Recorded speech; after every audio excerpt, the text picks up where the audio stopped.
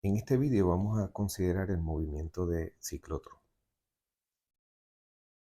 Comenzamos con tres partículas. Una partícula va a tener carga positiva, otra partícula va a ser neutral y la tercera partícula va a tener carga negativa. Tenemos una zona donde hay un campo magnético que está entrando a la página, ¿verdad? Este símbolo nos indica eso. Si uno considera primero la carga neutral, como vimos en clase, la fuerza magnética va a depender de la carga de las partículas, del campo magnético y de la velocidad de las partículas. En este caso, como la partícula es neutral, su carga es cero y pasa por la zona donde hay un campo magnético sin, ¿verdad? Sin desviarse, sin experimentar la fuerza magnética. La carga positiva, al entrar, ¿verdad? En esta zona de campo magnético, va a experimentar una fuerza debido a que cumple con las tres cosas, ¿verdad? Tiene carga, se está moviendo y hay un campo presente. Si uno aplica la regla de la mano derecha, va a ver que la desviación va a ocurrir, ¿verdad? En el sentido que muestra la figura, hacia arriba. Para una carga negativa, entonces tenemos lo contrario, la carga entra a la zona del campo y va a experimentar la fuerza magnética, pero la va a desviar en la dirección contraria. Así que uno podría, simplemente viendo la desviación de la partícula, conocer cuál es el signo de la carga.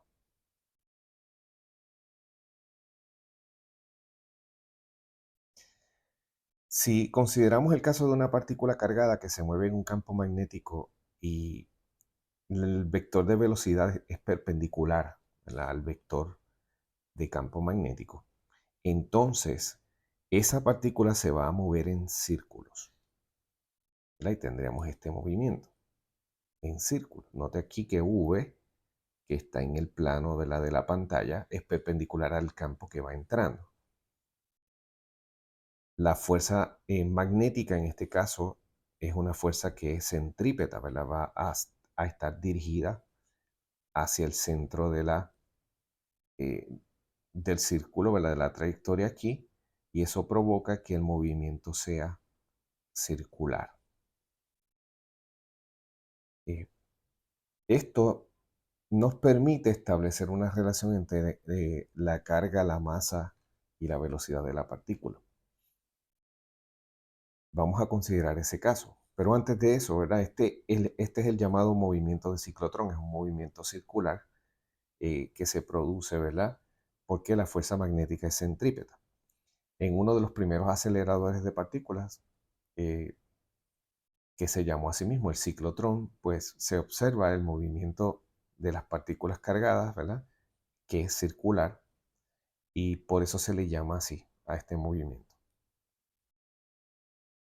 Si ahora consideramos la velocidad perpendicular al campo magnético, como hemos estado mencionando, podemos entonces calcular la fuerza magnética sobre esa partícula, ¿verdad? Y esa fuerza magnética va a ser la carga, o la magnitud de esa fuerza, debo decir, es la carga eléctrica por magnitud de la velocidad, por la magnitud del campo, por el seno de 90 grados, ¿verdad? Porque estamos asumiendo que estos vectores son perpendiculares.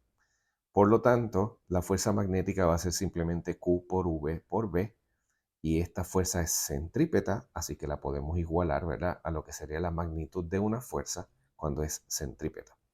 Y esa magnitud es M por V al cuadrado sobre R. Y esto nos da esta relación, ¿verdad? Cuando si cancelamos esta V contra este V cuadrado, obtenemos entonces esta relación matemática. Q por B es igual a M por V dividido entre R. Note que R es el radio del círculo.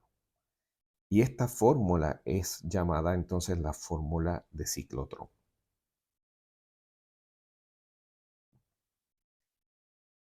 Si consideramos el caso no relativístico, donde el momentum está dado por simplemente la multiplicación de la masa por la velocidad de la partícula, Note que en esta ecuación anterior tenemos m por v, ¿verdad? Que sería la magnitud del momentum no relativístico. Por lo tanto, esta expresión, la fórmula de ciclotrón, se puede escribir de este modo. Q por V es igual al momentum, magnitud de momentum dividido entre el radio de curvatura de la trayectoria, ¿verdad? O el radio del círculo.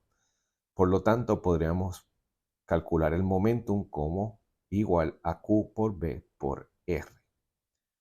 Así que note que, ¿verdad? Si sabemos la carga de la partícula, la intensidad del campo y medimos eh, la radio de curvatura, podemos calcular entonces el momentum de la partícula.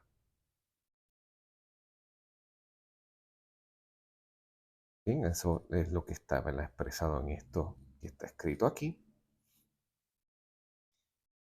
Si ahora vamos al caso un poco más general, donde tenemos el movimiento no perpendicular, no, perdón, sí, no perpendicular al campo, sino que hay un componente ahora que es paralelo al campo magnético. Entonces, el movimiento de la partícula no es un movimiento en círculos puramente, sino es un movimiento en espiral, ¿verdad? Que le llamamos movimiento helicoidal.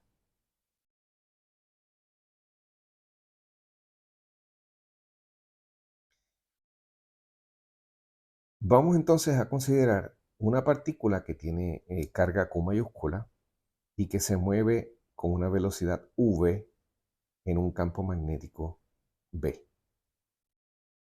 En un tiempo de t, esta partícula se va a mover una cantidad dl y podemos expresar dl vector como la velocidad por el dt, ¿verdad? El intervalo de tiempo que se está moviendo. Y podemos hacer un cómputo de cuál es el trabajo realizado por la fuerza magnética sobre esa partícula, ¿verdad? Que la partícula entonces se va a desplazar esta cantidad. Y lo hacemos como, ¿verdad? La manera común de hacer esto, calculamos el diferencial de trabajo, sería la fuerza magnética producto escalar con dl. Recuerde que dl es esto que está acá arriba. Por lo tanto, al sustituir ambas cosas, ¿verdad?, la fuerza magnética estaría dada por Q, paréntesis V cruz B, producto vectorial, y esto estaría multiplicado escalarmente por V de t. Así que lo podemos escribir de este modo, ¿verdad? V producto vectorial con B, punto V Q de t, esto sería lo que sería el diferencial de trabajo. Y note que esta expresión que está aquí es, debe ser cero por la siguiente razón. V, producto vectorial de V y B, va a resultar en un vector. Y por construcción, este vector es perpendicular tanto a V como a B. Por lo tanto, el producto vectorial de V y B es perpendicular a V. Y si tomamos el producto escalar de dos vectores que son perpendiculares, el resultado va a dar 0. Por lo tanto, al calcular este dw, esta expresión que está aquí es igual a 0. Por lo tanto, dw es igual a 0.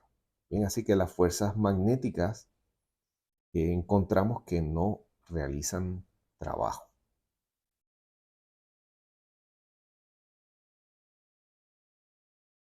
Algo que las fuerzas magnéticas hacen es que pueden cambiar la dirección de movimiento de las cargas eléctricas, pero no cambian la magnitud de sus velocidades, simplemente cambian la dirección. Por lo tanto, si hay una fuerza que acelera la partícula, esa aceleración es en el sentido de cambiar la dirección, pero no altera la magnitud de las velocidades.